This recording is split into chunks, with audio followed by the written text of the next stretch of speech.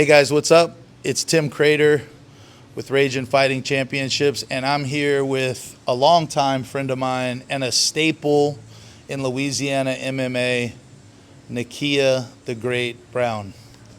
Thank you for joining us. Appreciate it. We're doing these to kind of help teach our fans who some of these athletes are and help guys like Nakia build their name and develop in the sport. So I'll be coming out to gyms and doing interviews and getting their story out to our fans. I've been knowing Nakia a long time. Nakia's MMA career began in 2018. He fought amateur all the way to 2022, amassing 26 amateur fights. During that time, he also fought in some kickboxing matches that are more than those 26 fights. You fought at Smokers at my gym. He fought in jiu-jitsu tournaments. He came from a wrestling background in Baton Rouge. But one of my big questions is, over the course of 26 amateur fights, what did you learn through that amateur career? I learned about perseverance, toughness. If you look at my record, you can see I started off 6-0, and then I hit a skid. I lost like 4 or 5 fights in a row, and I eventually changed everything going into my pro career. I won my last 2 amateur fights, went on a 3-fight winning streak, and from there, I'm just getting better, getting more mentally strong. Currently, Nakia is 5-3 as a pro, has fought some really, really tough guys. What would you say defines Nakia Brown as an athlete, but also as a person? I watched you this morning play with your daughter. She's beautiful, by the way. I got to hold her. She's awesome. But what is Nakia Brown? Who's Nakia Brown? What defines you as a person and as an athlete? I think as a person and as an athlete, I'm just consistent. I'm just here. I show up and I get to work regardless of if I have a fight or anything lined up.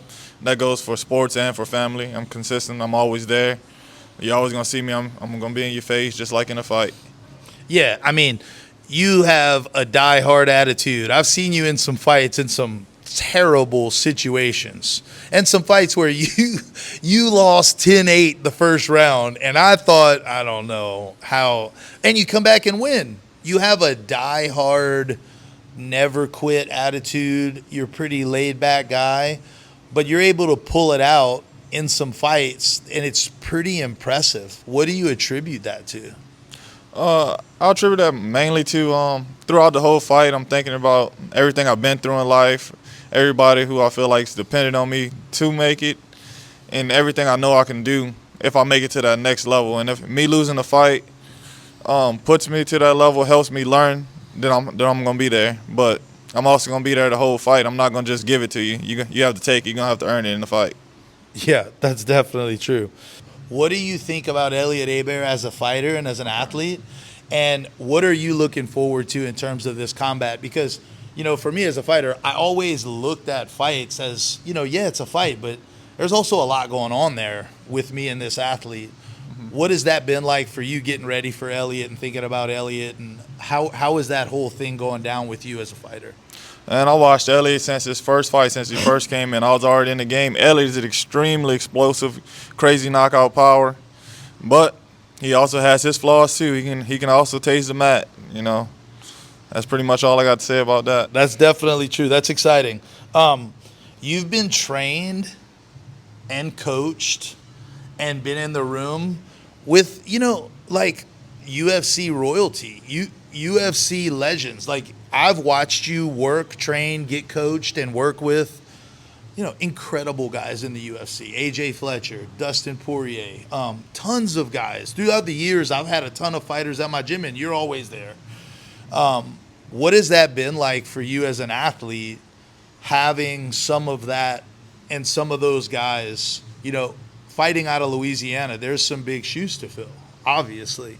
But there's also a lot of benefit, because we're a close-knit community and we all know each other. And you've showed up at my gym anytime you want, and we're down to train. And there's an opportunity. You may fight guys. You've trained with Elliot at my gym, right? Yeah. What's that like coming up in Louisiana and having access to really great guys and great coaches and having that atmosphere? What's that like? It's awesome. You get to see everybody's mentality. Kurt works extremely hard.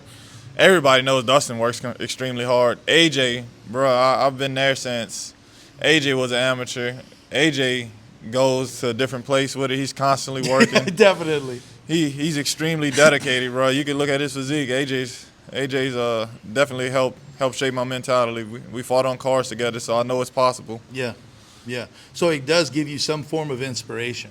Yeah, having guys who have been there and done that and be in the room with you, and you can touch it, you can feel it. Yep. Even with my fights, I fought a few guys that's in the UFC now. Francis Marshall as one. Yep.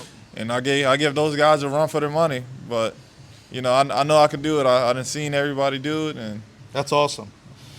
If you could share one unfiltered truth about the life of a fighter to the audience, something that they don't see and they don't know about, what would you share with our audience? This shit is really hard, and I don't want to do it 98% of the time. Yeah. And you're always injured going into a fight most of the time. Yeah, I think a lot of people think from the sidelines you could think this is easy or they could do it. And, they're not on the mat every day with people sweating in your mouth and twisting your ankles, and you always got injuries, and you can't eat what you want to eat, and it's hard to sleep the way you want to sleep, and you still got to go to work, and you still got to be a husband and a father, but you get beat up all the time, and it hurts. And, yeah, I agree. People don't really understand how difficult the fight life can be. Yep, we still living a normal life, still taking care of kids, still working regular 9-to-5 jobs like everybody else. We just make time. If you could go back to Nakia Brown when he first started in this sport, back to 2017, 2018, what are some pieces of advice that you would give Nakia based on what you know today, 8 or 9 years later? Do not get complacent. Don't let wins go to your head. Stay under Tim and Webb, and I wish I would meet some of my other coaches sooner. Just keep working. Do not get complacent. Yeah, when I was asked this question, I said the same thing. I said I would be a lot more thankful to my coaches and to the guys who, now looking back, I know really didn't get nothing out of coaching me and training me, but were still there all the time to help me, Yeah, for sure. What do you have to say to the RFC fans about Nakia Brown? They may not know you yet. So for some people, it's going to be their first introduction. Even though you've been a staple in the fighting community, what do you have to say to the fans? There's going to be 3,000 people in the Cajundome on June 14th. What do you want them to remember about Nakia? I want them to remember that it's going to be action-packed the whole fight. I'm going to be in his face the whole fight. And go look me up if you don't think so. What's the future look like for Nakia Brown? The future looks like, in my opinion, it looks like the UFC in the near future. I just got a couple more wins to get under my belt. Nice. Well, I'm here today with Nakia Brown. He's going to be fighting Elliot Hebert at 155 June 14th. Please tune in. You can go follow him he's on Instagram, Facebook. Go check out Nakia Brown. Thanks for joining us today. I appreciate it. Thank you. Be safe, Nakia.